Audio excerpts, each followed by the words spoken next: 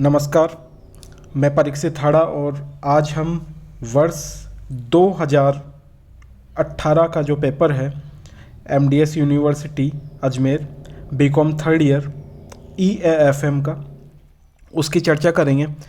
और उसमें भी जो very short answer type question है, अति लघु उत्तरात्मक प्रश्न है, उन्हें हम हल करेंगे। तो सबसे पहला प्रश्न पूछा गया था अति लघु उत्तरात्मक में, संगठित मुद्रा बाजार का क्या अर्थ है। आपका आंसर होना चाहिए था, संगठित मुद्रा बाजार में वे समस्त मौद्रिक एवं वित्तीय संस्थाएं शामिल की जाती है जिन पर रिजर्व बैंक का नियंत्रण होता है। यह संस्थाएं भारत सरकार तथा रिजर्व बैंक से प्राप्त दिशा निर्देशों के अनुसार अपनी कार्यप्रणाली एवं रीति नीति निर्धारित करती हैं। अब हम बात करें कि मुद्रा बाजार होता कितने प्रकार का है, तो मुद्रा बाजार को संगठन के आधार पर हम दो भागों में बांट सकते हैं, एक तो संगठित मुद्रा बाजार और एक असंगठित मुद्रा बाजार। खासतौर पे भारतीय मुद्रा बाजार की जब हम बात करें तो भारतीय मुद्रा बाजार में जब हम संगठित मुद्रा बाजार की बात करते हैं तो उसमें कार्यरत संस्थाओं की स्थापना, जो विभिन्न अधिनियम हैं भारत में, उन्हीं अधिनियमों के अंतर्गत ऐसे मुद्रा बाजारों को नियंत्रित और संचालित किया जाता है। इसलिए हम इन्हें संगठित मुद्रा बाजार कह सकते हैं, क्योंकि ये जितने भी एक्ट बने हुए हैं, जितने रेगुलेशन बने हुए हैं, वो संगठित मुद्रा बाजार पर लागू होते हैं। इसी प्रकार इन विभिन्न संस्थाओं पर देश के केंद्रीय बैंक या भारतीय रिजर्व बैंक का पूर्ण नियंत्रण होता है। जो रिजर्व बैंक ऑफ इंडिया है उसका पूर्ण नियंत्रण ऐसे मुद्रा बाजारों पर होता है। इसके बाद हम बात करें अगली विशेषता की मुद्रा बाजार के, तो भारत में जो विभिन्न संस्थाएं हैं उनके मध्य परस्पर संपर्क, समन्वय एवं घनिष्ठ संबंध पाया जाता है।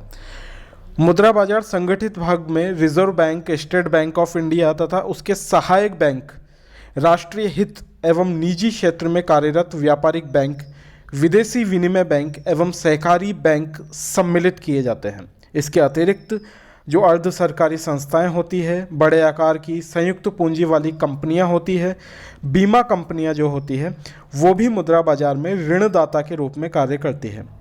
इनके द्वारा जो राशि प्रदत्त की जाती है उसको घरेलू मुद्रा यानी होम मनी की हम संज्ञा देते हैं।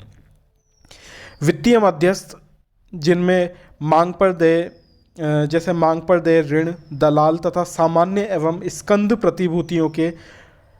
प्रतिभूतियों में व्यवसाय करने वाले दलाल भी कार्यरत पाए जाते हैं। व्यापारिक बैंक ऋणदाता एवं ऋणी तथा रिजर्व बैंक अंतिम ऋणदाता तथा साख नियंत्रक के रूप में कार्य करते हैं। तो ये कुछ विशेषताएं थी जो भारतीय मुद्रा बाजार के संगठित क्षेत्र में अर्थात संगठित मुद्रा बाजार में होती है। अगला प्रश्न पूछा गया था, संकीर्ण मुद्रा एवं विस्तृत मुद्रा में अंतर बताइए। ऐसा एक प्रश्न हमेशा इस पेपर में पूछा जाता है जिसमें जो M0, M1, M2, M3 जो कॉन्सेप्ट है मुद्रा के, उनके बारे में पूछा जाता है। तो संकीर्ण मुद्रा क्या है और विस्तृत मुद्रा क्या है और इनमें क्या अंतर होता है, वो यहाँ पर पूछा गया है। आपको आंसर करना है कि संकीर्ण मुद्रा, इसे M0 भी कहते हैं, और इसमें चलन में मुद्रा व रिजर्व बैंक के पास जो जमाएं शामिल है उन्हें हम शामिल करते हैं। जबकि विस्तृत मुद्रा को हम M3 से इंगित करते हैं और इसमें जनता के पास जो मुद्राएं होती है प्लस बैंकों के पास जो डिमांड डिपॉजिट होती है, मांग जमाएं होती है, और बैंकों के पास जो सावधि जमाएं होती है प्लस रिजर्व बैंक के पास जो अन्य जमाएं होती है, इन चारों का योग किया जाता है। फिर से सुन लीजिए, M3 में जो जनता के पास मुद्रा है, बैंकों के पास मांग जमाएं हैं, बैंकों के पास सावधि जमाएं हैं और रिजर्व बैंक के पास अन्य जमाएं हैं, उनको योग किया जाता है। यह मुद्रा पूर्ति का वह अंग है जो मौद्रिक नीति निर्माण में सहायक होता है। जब भी मॉनेटरी पॉलिसी बनाई जाती है तो इन चारों कॉन्सेप्ट में से अर्थात M0, M1, M2 और M3 में से, M4 में से M3 का चुनाव किया जाता है। इसे विस्तृत मुद्रा की संज्ञा दी गई है। अब हम बात करते हैं तीसरे प्रश्न की कि मुद्रा के अवमूल्यन से आप क्या समझते हैं। पिछले वर्ष भी ये प्रश्न पूछा गया था। मुद्रा का अवमूल्यन होता है जब कोई देश जानबूझकर किसी अन्य देश की मुद्रा की तुलना में अपने देश की मुद्रा का मूल्य घटा दे। और वो देश ऐसा क्यों करता है? क्योंकि उस देश को अपने निर्यातों को बढ़ाना होता है। ऐसा बहुत कम दशाओं में किया जाता है। उन दुर्लभ दशाओं में ऐसा किया जाता है जब कोई भी अर्थव्यवस्था निर्यात की कमी से जूझ रही हो और अपने निर्यातों में वृद्धि करना चाहती हो, तो फिर इस टेक्निक का इस्तेमाल किया जाता है और जानबूझकर अपनी मुद्रा को कमज़ोर बना दिया जाता है। डॉलर या कोई भी विदेशी मुद्रा है जिसकी तुलना हम करते हैं। प्रश्न नंबर 4 है, खुले बाजार की क्रिया क्या है? Open market operation. देखिए, जब हमने मॉनेटरी पॉलिसी पढ़ा तो मॉनेटरी पॉलिसी में हमने बहुत सारे टूल्स पढ़े, डायरेक्ट टूल पढ़े, इनडायरेक्ट टूल पढ़े, और उसमें भी हमने विभिन्न प्रकार की दरों को पढ़ा, जिसमें हमने बैंक दर पढ़ी, हमने CRR पढ़ी, हमने repo rate, reverse repo rate, SLR, MSF, ये सभी दरें पढ़ी। उन्हीं के साथ में एक खुले बाजार की क्रिया है, ये कॉन्सेप्ट भी हमने पढ़ा था साख नियंत्रण के उपकरणों में। तो खुले बाजार की क्रिया आखिर होती क्या है? ये साख नियंत्रण का एक महत्वपूर्ण उपकरण होता है, महत्वपूर्ण टूल होता है। इसमें साख की मात्रा में वृद्धि करने के लिए जो देश का केंद्रीय बैंक है, जैसे रिजर्व बैंक ऑफ इंडिया है, वो खुले बाजार से प्रतिभूतियाँ खरीदता है, ओपन मार्केट से सिक्योरिटीज़ को परचेज करता है। इससे क्या होता है? इससे प्रतिभूति धारक जो होते हैं, सिक्योरिटी होल्डर जो होते हैं, उनके पास तो मुद्रा आ जाती है, उनके पास लिक्विडिटी आ जाती है और बदले में वो अपनी सिक्योरिटी को बेच देते हैं। और जब वो इसे बैंकों में जमा कराते हैं और बैंकों की साख निर्माण क्षमता बढ़ती है, वो जो मुद्रा उनके पास आती है उसे वो बैंक में जमा कराएंगे, उससे बैंकों की साख निर्माण की क्षमता बढ़ेगी। लेकिन जब साख की मात्रा में कमी करनी हो तो देश का केंद्रीय बैंक खुले बाजार में प्रतिभूतियों को बेचता है। जब केंद्रीय bank, reserve bank of India की हम बात करें, वो ओपन मार्केट में सिक्योरिटीज़ को बेचेगा तो जाहिर सी बात है लोगों के पास तो सिक्योरिटीज़ जाएगी, लेकिन उनके पास से लिक्विडिटी आ जाएगी केंद्रीय बैंक के पास। जनता एवं बैंकों के पास की मुद्रा केंद्रीय बैंक के पास जमा होने लगती है और बैंकों की साख निर्माण क्षमता इससे कम हो जाती है। तो हम जानते हैं बैंकों की साख निर्माण क्षमता अगर ज़्यादा होती है तो उससे अर्थव्यवस्था में लिक्विडिटी ज़्यादा बढ़ती है, जबकि अर्थव्यवस्था में लिक्विडिटी को कम करना हो तो उनकी साख निर्माण क्षमता को घटा देना चाहिए, कम कर देना चाहिए। और इसके लिए जो हमारा केंद्रीय बैंक है, रिजर्व बैंक ऑफ इंडिया है, वो प्रतिभूतियों को, सिक्योरिटीज़ को बेचने का काम करता है। ठीक है, यह मात्रात्मक साख नियंत्रण का एक सबसे सरल उपाय है। हमने मॉनेटरी पॉलिसी में पढ़ा है, एक तो गुणात्मक साख नियंत्रण होता है और एक मात्रात्मक साख नियंत्रण होता है। तो ये जितनी भी क्रियाएं हैं, खुले बाजार की क्रिया है, वो मात्रात्मक साख नियंत्रण का हिस्सा है और ये सबसे सरल उपाय है केंद्रीय बैंक के लिए। इसके प्रयोग करने में बहुत सारी बाधाओं का सामना केंद्रीय बैंक को करना पड़ सकता है। सबसे पहले जो केंद्रीय बैंक होता है उसके पास जो सिक्योरिटीज़ होती है उसका पर्याप्त मात्रा में स्टॉक होना भी ज़रूरी है। अगर उसके पास पर्याप्त मात्रा में इसका स्टॉक नहीं होगा तो वो इसे कहाँ से बेचेगा। दूसरा, बेचने से हानि भी उठानी पड़ सकती है केंद्रीय बैंक को। भारत में ओपन मार्केट ऑपरेशंस का साख नियंत्रण में काफ़ी उपयोग होता रहा है। तो ये एक महत्वपूर्ण प्रश्न पूछा गया था वर्ष 2018 में और आपको इसका शॉर्ट और स्वीट आंसर जो देना था वह है खुले बाजार की क्रियाओं का तात्पर्य केंद्रीय बैंक की उन क्रियाओं से है जिनके अंतर्गत वह विभिन्न प्रकार की प्रतिभूतियों को विक्रय बिलों एवं ऋण पत्रों का क्रय विक्रय करके साख को नियंत्रित करती है। कम शब्दों में आपको अति लघु उत्तरात्मक प्रश्न होने के कारण इसका आंसर करना था। अब अगला प्रश्न जो पूछा गया है वो है प्रशासकीय दरों को परिभाषित कीजिए। प्रशासकीय दर क्या होती है इसे हम समझते हैं। प्रशासकीय दर वह दर होती है जो किसी अधिकृत द्वारा स्वायत्त रूप में, स्वतंत्र रूप में निर्धारित की जाती है। यह दर मांग और पूर्ति पर आधारित नहीं होती है। यह दर भारत में भारतीय रिजर्व बैंक द्वारा निर्धारित की जाती है। इसे नियमित बाजार दर भी कहा जाता है। अगला प्रश्न, किन्स का वास्तविक से समीकरण का सूत्र लिखिए। ठीक है, किन्स का समीकरण यहाँ पे पूछा गया था और पहले भी पिछले वर्षों में भी ये पूछा जा चुका है। P बराबर N/K+R डैश। N का मतलब है यहाँ चलन में नगद मुद्रा की कुल मांग कितनी है। P का मतलब है उपभोग की एक इकाई की कीमत कितनी है। और K यहाँ पर बताता है कि ऐसी उपभोग की इकाइयाँ जिनको समाज नकदी के रूप में रखना चाहता है वो कितनी इकाइयाँ हैं। जबकि R बताता है बैंकों के पास जमा को वह अनुपात जो बैंक अपने पास नगद के रूप में साख का वह अनुपात जो बैंक अपने पास नगद के रूप में रखता है। K डैश बताता है उपभोग की वह इकाइयाँ जिन्हें जनता द्वारा बैंक जमाओं के रूप में रखा जाता है। अगला प्रश्न आया था, सदस्य राष्ट्रों को विकास एवं सामाजिक पूंजी के लिए आसान ऋण कौन सी अंतर्राष्ट्रीय संस्था द्वारा प्रदान किया जाता है। प्रश्न को एक बार फिर से समझ लीजिए। यहाँ पर पूछा गया है सदस्य राष्ट्रों को विकास डेवलपमेंट एवं सामाजिक पूंजी के लिए आसान ऋण कौन सी अंतर्राष्ट्रीय संस्था उपलब्ध करवाती है। तो इसका आंसर था अंतर्राष्ट्रीय पुनः निर्माण एवं विकास बैंक। इसके नाम में ही निर्माण और विकास शब्द छुपा हुआ है जो पूंजी और विकास को इंगित करता है। और इसे हम जो IRDB है, अंतर्राष्ट्रीय पुनः निर्माण एवं विकास बैंक है, इसे विश्व बैंक भी हम कहते हैं। और सदस्य राष्ट्रों को विकास एवं सामाजिक पूंजी के लिए आसान ऋण ये प्रदान करता है। नाबार्ड का प्रश्न कई बार पहले भी पूछा जा चुका है, पिछले पेपर में भी पूछा जा चुका है और एक बार फिर से प्रश्न किया गया है कि नाबार्ड से आप क्या समझते हैं। इसका आंसर है राष्ट्रीय कृषि एवं विकास बैंक। अर्थात नाबार्ड की स्थापना भारतीय रिजर्व बैंक द्वारा 12 जुलाई 1982 में की गई। कृषि एवं ग्रामीण साख के नियमन हेतु की गई। ये सहकारी साख व्यवस्था को शाखा आवश्यकताओं का नियमन व नियंत्रण करने के लिए तथा वित्तीय संस्थाओं को कृषि एवं ग्रामीण साख हेतु पुनः वित्त सुविधा भी प्रदान करता है।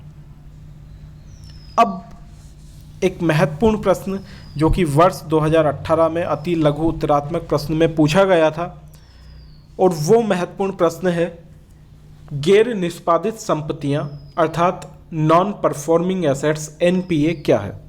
महत्वपूर्ण इसलिए है क्योंकि ये NPA वर्तमान में जो बैंकिंग प्रॉब्लम्स चल रही है उनमें ये शब्द बार बार हमारे सामने आता है कि NPA होता क्या है। और इससे पिछले 3-4 वर्षों में पहली बार वर्ष 2018 के पेपर में पूछा गया था। इसका आंसर आपको क्या लिखना है उससे पहले हम इसे थोड़ा विस्तार में समझते हैं कि जो भारतीय रिजर्व बैंक है, हमारा केंद्रीय बैंक है, उसने 1 अप्रैल 2015 से जो बकाया ऋण होते हैं उनको गैर निष्पादनीय आस्तियों के रूप में घोषित करने के दिशा निर्देशों को परिवर्तित कर दिया। 1 अप्रैल 2015 से जो पुनर्गठित ऋण है, रिकंस्ट्रक्टेड ऋण है, उन्हें गैर निष्पादनीय आस्तियों के रूप में वर्गीकृत किया जाना है। तो अभी तक जितने भी वाणिज्यिक जो बकायेदार हैं उनसे साठगांठ करके पुराने बकाया ऋणों को नए ऋण के रूप में पुनर्गठित करना और उन्हें NPA की परिभाषा से बाहर करना शामिल हुआ करता था। लेकिन बैंकों द्वारा वितरित ऐसे सभी ऋण निष्पादनीय परिसंपत्तियां मानी जाती हैं, यानी परफॉर्मिंग एसेट्स मानी जाती है। अब इससे एक प्रॉब्लम हुई कि हम यहाँ पर जो बैंकों की बैलेंस शीट है उसका स्ट्रक्चर खराब हो जाता है, जिसका अब आगे चल के बैंकों ने क्या किया कि जिनका मूलधन और उस पर देय ब्याज समय से बैंक को प्राप्त होता रहे, इसके लिए उन्हें एक मानक परिसंपत्तियों की संज्ञा दी जाती है, यानी स्टैंडर्ड एसेट्स की संज्ञा दे देते हैं। देखिए, एक बात यहाँ पे क्लियरली समझना आवश्यक है कि बैंक जो लोन देता है वो उसके लिए एसेट्स है, और बैंकों में जो आप पैसा जमा कराते हो वो बैंकों के लिए लाइबिलिटीज़ है। तो जब ऐसे ऋणों को भी, जिन्हें हम मानक परिसंपत्तियां की संज्ञा देते हैं, इसमें ऐसे ऋणों को भी हम शामिल करते हैं जिनमें बकाया मूलधन और उस पर देय ब्याज का भुगतान 180 दिन तथा 365 दिन से अधिक समय तक किसी वित्तीय वर्ष में नहीं रोका जाता है। यहाँ पे मूलधन की जो अवधि है वो 180 दिन है, और उस पर जो देय ब्याज है उसकी बात हम कर रहे हैं 365 दिन की। तो जो बकाया मूलधन और उस पर देय ब्याज है उसका भुगतान क्रमशः 180 दिन और 365 दिन से अधिक समय तक किसी भी वित्तीय वर्ष में नहीं रोका जाता है। इस प्रकार की जो परिसंपत्तियाँ होती है उसके लिए बैंकों को किसी भी प्रकार का प्रावधान नहीं करना पड़ता है, इसलिए इनको हम मानक परिसंपत्तियाँ या स्टैंडर्ड एसेट्स भी कहते हैं। अब जो बात आती है एनपीए की, यानी नॉन परफॉर्मिंग एसेट्स की, उन्हें हम फिर 3 कैटेगरी में बांट देते हैं। अब वो 3 कैटेगरियाँ पहले मैं नाम आपको बता देता हूँ जो आपको याद रखने ही हैं। हालांकि आपको इतना लंबा चौड़ा आंसर नहीं करना है जब अति लघु उत्तरात्मक प्रश्न की बात हो, लेकिन लघु उत्तरात्मक प्रश्न में कई बार ये पूछा जाता है, तब आपको विस्तार से बताना है। तो 3 कैटेगरी एनपीए की जो बनाई गई है उसमें जो सबसे पहली कैटेगरी है वो है घटिया परिसंपत्तियां या सब स्टैंडर्ड परिसंपत्तियां, सब स्टैंडर्ड एसेट्स। अब ये घटिया परिसंपत्तियां या सब स्टैंडर्ड परिसंपत्तियां क्या होती है, इसे हम समझते हैं। जो बैंक ऋणों को जब लोन को बांटता है तो उसका जो मूलधन होता है तथा उस पर जो ब्याज दिया जाता है उसका पुनर्भुगतान जब 2 वर्ष तक नहीं किया जा रहा है, कितने वर्ष तक? 2 वर्ष तक नहीं किया जा रहा है, मूलधन और उस पर देय ब्याज दोनों का पुनर्भुगतान, तो ऐसी परिसंपत्तियों को हम घटिया या सब स्टैंडर्ड परिसंपत्तियों का नाम देते हैं। बैंकों द्वारा ऐसे ऋणों को पुनर्भुगतान का नया शेड्यूल बनाया जाता है और ऐसे ऋणों को कम से कम 1 वर्ष तक घटिया परिसंपत्तियों के रूप में ही पहचाना जाता है। दूसरी परिसंपत्तियों पर जब हम आते हैं वो है संदेहात्मक परिसंपत्तियां, जो दूसरी कैटेगरी है एनपीए की। ये संदेहात्मक परिसंपत्तियां क्या होती है? ऐसे ऋण जो उपयुक्तानुसार 2 वर्षों तक गैर निष्पादनीय रहे हैं परंतु जिनके वसूल होने की संभावना है, अर्थात जिन्हें क्षति परिसंपत्तियां नहीं मान लिया गया है, संदेहात्मक परिसंपत्तियों के रूप में वर्गीकृत किए जाते हैं। इस वर्ग में अधिकांशतः ऐसे बीमार कंपनियां द्वारा लिए गए ऋण आते हैं जिन्हें औद्योगिक एवं वित्तीय पुनर्निर्माण बोर्ड अर्थात BIFR को संदर्भित कर दिया गया हो और बोर्ड द्वारा इन कंपनियों के पुनर्निर्माण का पैकेज अपेक्षित हो। और जो सबसे लास्ट कैटेगरी है वो कैटेगरी है क्षति परिसंपत्तियां। अब ये क्षति परिसंपत्तियां क्या है, इसे हम समझते हैं। ऐसी परिसंपत्ति जिनकी पहचान क्षति के रूप में कर दी गई है लेकिन उसे अपलिखित नहीं किया गया है, क्षति परिसंपत्तियां हम उन्हें कहेंगे। यानी उन्हें हम पहचान तो गए हैं क्षति के रूप में लेकिन उसे अभी हमने राइट ऑफ नहीं किया है, बैलेंस शीट से उसको डिलीट नहीं मारा है, राइट ऑफ नहीं किया है। तो ऐसी परिसंपत्तियां हैं क्षति परिसंपत्तियां। और ये वे ऋण होते हैं जो वसूल किए जाने की स्थिति में नहीं होते, हालांकि इनका कुछ न कुछ निस्तारण मूल्य अवश्य हो सकता है। भारतीय रिजर्व बैंक ने अंतर्राष्ट्रीय व्यवसाय के अनुरूप ही जो एनपीए है उनके लिए प्रावधानीकरण मानक निर्धारित कर दिए हैं। इसका अर्थ ये है कि बैंकों को ऋणों की वसूली नहीं होने पर उनको जो होने वाली हानि है उसके विरुद्ध में सुरक्षा के रूप में अपनी निधियों का एक भाग अलग से रखना उनको पड़ता है। मान लें हम एक उदाहरण के लिए कि जो घटिया या सब स्टैंडर्ड परिसंपत्तियां हैं उनके कुल जो हानियां है उसका 10% संदेहात्मक परिसंपत्तियों के और 20% हानि परिसंपत्तियों के और 100% प्रावधान राशि के रूप में रखना पड़ता है। हानि परिसंपत्तियों का तो 100%, संदेहात्मक परिसंपत्तियों का 20% और जो सब स्टैंडर्ड परिसंपत्तियां होती है, सब स्टैंडर्ड एसेट्स होती है, उसका 10% भाग हमें प्रोविज़न के रूप में रखना पड़ता है ताकि मान लो ये ऋण और इस पर जो ब्याज है, मूलधन और जो ब्याज है वो बैंकों को प्राप्त नहीं हो तो बैंक इस निधि से अपने घाटे को पूरा कर सके। और जो आखिरी प्रश्न पूछा गया था अति लघु उत्तरात्मक प्रश्न में वर्ष 2018 में, वो था सामाजिक बैंकिंग क्या है। सामाजिक बैंकिंग को आपको परिभाषित करना था, तो इसका शॉर्ट और स्वीट आंसर है सामाजिक बैंकिंग मुख्य रूप से पिछड़े वर्ग के लोगों के उत्थान के लिए प्रदान की जाने वाली बैंकिंग सुविधा है। यहाँ पे इस शब्द को आप दिमाग में अंडरलाइन कर लीजिए, पिछड़े वर्ग के लोगों के उत्थान के लिए, ये शब्द यहाँ पर महत्वपूर्ण है। तो इनके उत्थान के लिए प्रदान की जाने वाली बैंकिंग सुविधा ही सामाजिक बैंकिंग है। यह आर्थिक विकास के लिए वित्तीय साधन प्रदान करती है। छोटे किसानों, व्यापारियों या कॉटेज इंडस्ट्री इत्यादि को ऋण प्रदान करवाती है। तो ये हमने अति लघु उत्तरात्मक प्रश्नों को हल किया वर्ष 2018 के लिए। अब अगला जो पेपर होगा वर्ष 2019 का होगा अति लघु उत्तरात्मक प्रश्नों का।